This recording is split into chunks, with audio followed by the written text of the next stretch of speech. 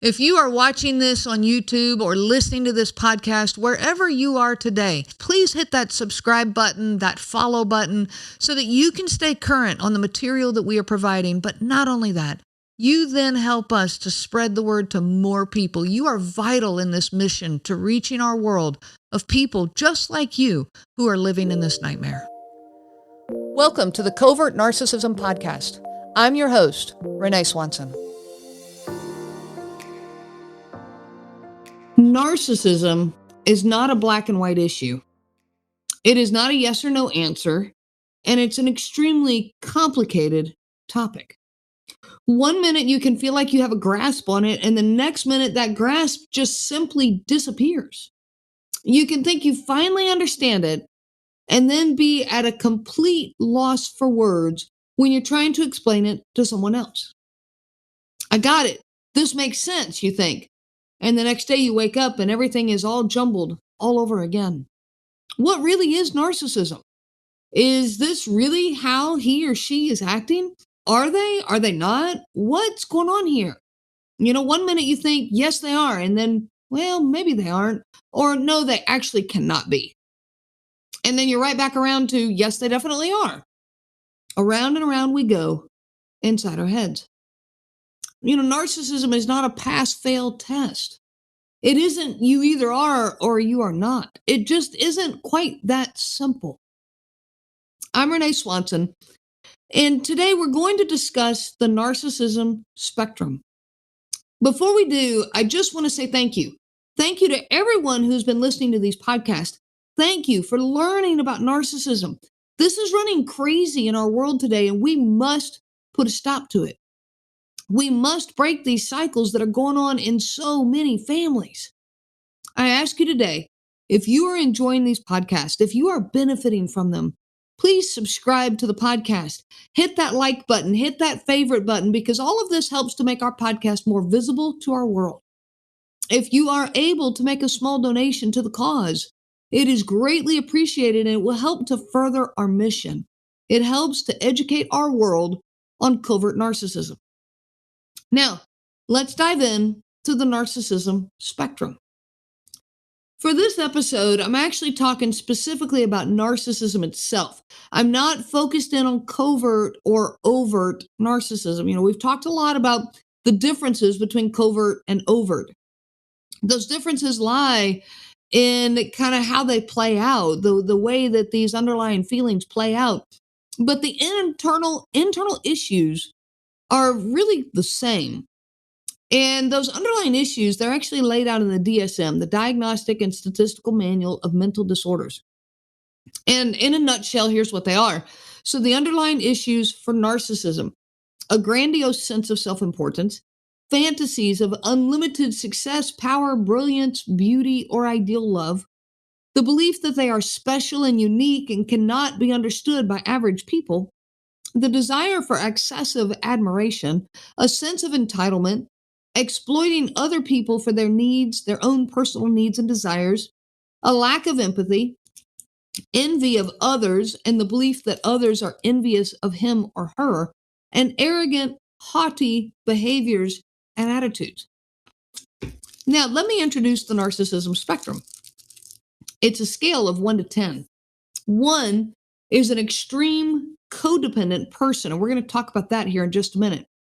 And a 10 is an extreme narcissistic person. Well, I've already outlined the underlying issues of narcissism. That's what I just explained. So let me take a minute and outline some of the underlying issues of codependency. An exaggerated sense of responsibility for the actions of others. It's my fault they are not better, and it's my job to fix them. They often confuse love and pity. And it plays out as loving people that they can pity and rescue. They do more than their share, kind of all the time, putting the needs and desires of others before their own over and over. An unhealthy dependence on relationships, doing anything, absolutely anything to hold a relationship together in order to not be abandoned. An overwhelming sense of guilt when asserting themselves. So if they assert themselves, they feel incredibly guilty for that. A lack of trust in themselves, a fear of being abandoned or being alone, difficulty identifying their own feelings, needs, and desires, difficulty making decisions, and difficulty setting boundaries. In a brief, real brief summary, codependency is putting everyone else's needs far above your own, unable to actually care for your own needs, while narcissism is putting your own needs far above anyone else's, unable to care for anyone else's needs. So these two seem to be kind of on the opposite end of the spectrum. An extreme codependent on the spectrum is like a 1 or a 2. Remember, the scale goes from 1 to 10. So a 1 or a 2 is an extreme codependent. Maybe even a 3, you're still pretty extremely codependent. An extreme narcissist is on the opposite end of the spectrum at a 9 or 10. Even an 8 is a heavy narcissistic number. Well, what about this middle range? You have this middle range of a 4, 5, 6, or 7. Well, let me explain how this works. This is a more healthy range. Everyone tends to be a little bit codependent or a little bit narcissistic. But when you're in that middle range, a 4 or a 5, you're going to lean towards being a codependent person, but you're in a workable range. You're going to have enough of the narcissistic traits in you, enough of recognition that you are a special person and that you do deserve attention. And so you have enough of that to stand up for yourselves, enough of that to set your own boundaries. And in the same note, somebody who's a 6 or 7, they might lean towards narcissism. They definitely are going to be more narcissistic than codependent, but they have enough empathy or enough compassion to keep that narcissism in check. They are still able to care for the needs of other people. So this range is workable in this. And we move on the spectrum. You're not a static number. It's not a static thing. You're not a 3 and that's where you are and that's where you'll be for the rest of your life. You move around. For example, someone who is normally maybe around a 4, they're pretty balanced, but they're more codependent than narcissistic. They might have days where their narcissistic traits dominate. They might be just having an off day. Maybe they're not feeling well, or they haven't had enough sleep, or their stress level is high at work, whatever it might be. And they might actually move from that 4 more towards a 7 on a particular day. And all of a sudden, they're just like, wow, who's this person? They're not acting like themselves. And some of the narcissism comes out. And the same is true for someone who is maybe more normally narcissistic. Maybe they're around a 7, but they might have days where they seem more like a 4. Well, this adds to the confusion of this victim who's trying to figure all this out.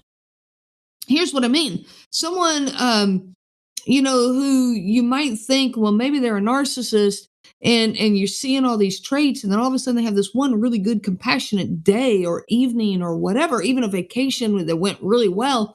And now you're going, well, maybe they are, maybe they're not. And you're trying to kind of figure it out. And as soon as you feel like I've got it figured out, they're a narcissist. Well, then you have this kind of day where things are better. And now you're all confused again because it doesn't make sense. Someone who is extremely on either end of the spectrum is not going to find that middle ground often. Someone who is all the way down on the end, and somebody who's at 8, 9, or 10 on the narcissistic scale, they're not going to all of a sudden show up as a 3, 4, or 5.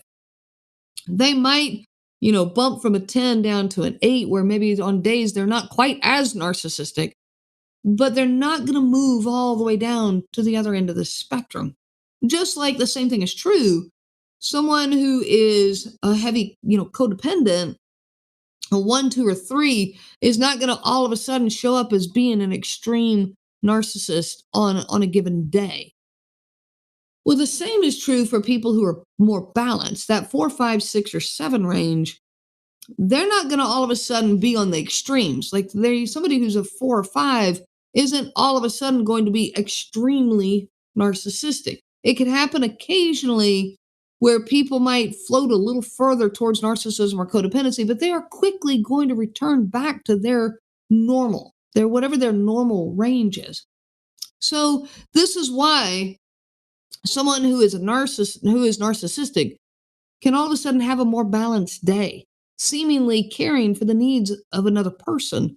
And so you get confused, they cannot maintain it though. It's just not where their normal being lies.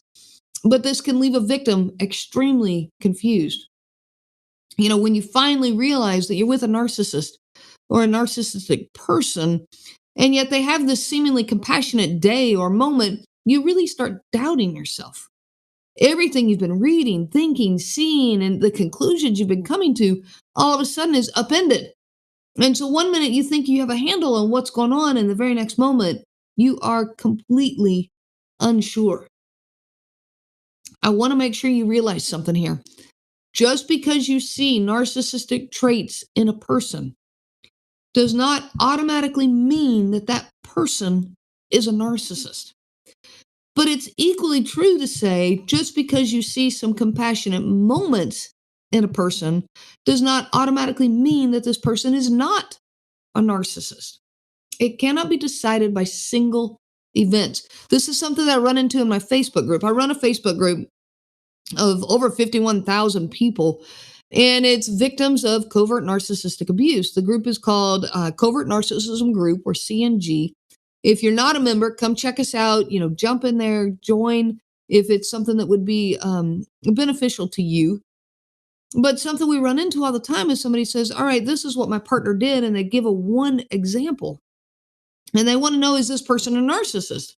And I hear this from people when they send me emails and some of the communication I get. And well, does this sound like this person's a narcissist? You cannot decide if someone's a narcissist by one event in their life.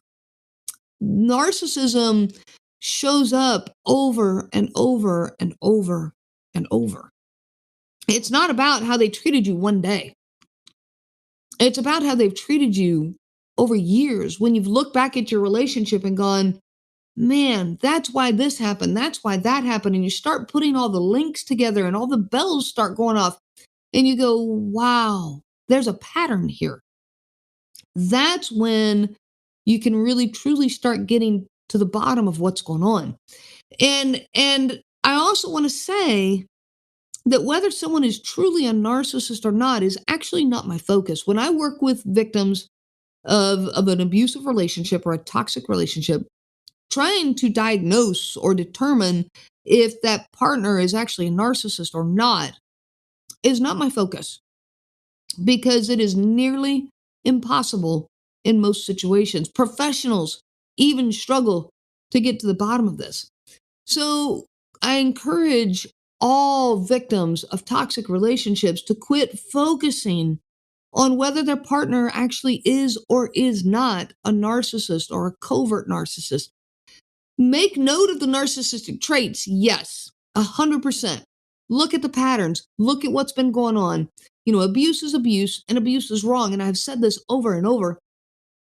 Learning what is going on in your relationship is extremely helpful for you to make sense of your situation. There's nothing wrong with that.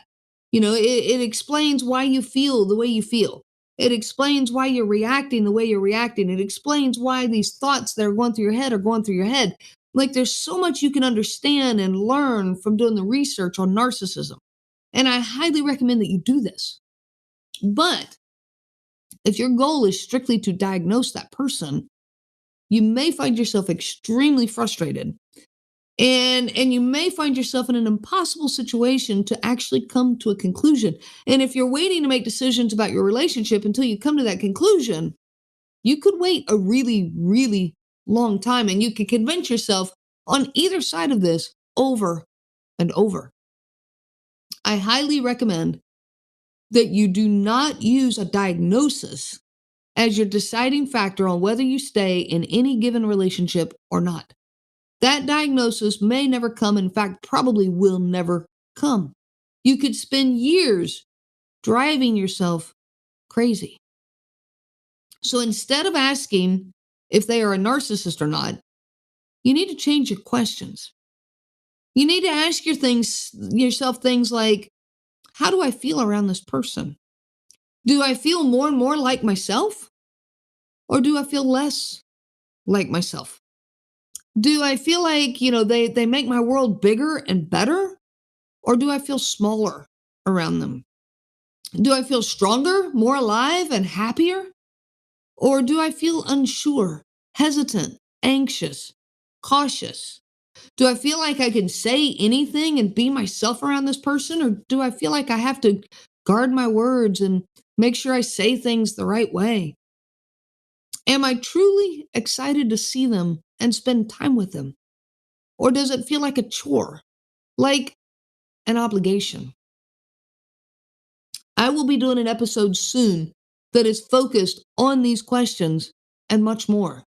Things that you should be looking at to determine if a particular relationship is a good fit for you. Now, before I close out this episode, I want to encourage all of you to look at that narcissism spectrum. Use it in looking at your partner, but also use it in looking at yourself. If you start seeing some narcissistic traits in yourself, I've talked about it before, these are survival skills that victims build. It's just a reaction to the environment you're living in. But understand that, again, you move around on that spectrum. So while you may be thinking you're finding a more balanced self and you're in the middle ground in there somewhere, and all of a sudden one day you're seeing some narcissism in you, that's okay. Don't flip out. Because again, it's a spectrum and it's it's not a static thing. It's like you're on a sliding scale. You're going to move around some on that. So that is okay. Don't flip out about it. Understand where you are on that spectrum. Kind of look at your life and self-reflect on that. And I wish you so much peace on your journey of healing. You have been listening to the Covert Narcissism Podcast with your host, Renee Swanson. Be sure to check out our website at www.covertnarcissism.com. There you will find many resources just for you to help you on this journey. You can also reach out to me by email at Renee, RENEE, at cnglifecoaching.com. Those letters are CNG, as in Covert Narcissism Group. I do look forward to hearing from you. I wish you so much peace on your journey of healing. The information provided by Renee Swanson and the Covert Narcissism Podcast is for educational purposes only and is not to be used for diagnosis purposes and not intended to be a substitute for clinical care. Please consult a healthcare provider for guidance specific to your case. This material discusses narcissism in general. It does not claim that any specific person has narcissism and should not be used to refer to any specific person as having narcissism. Permission is not granted to link to or repost this material to support an allegation or a claim that any specific person is a narcissist. That would be an unauthorized misuse of the material and information provided.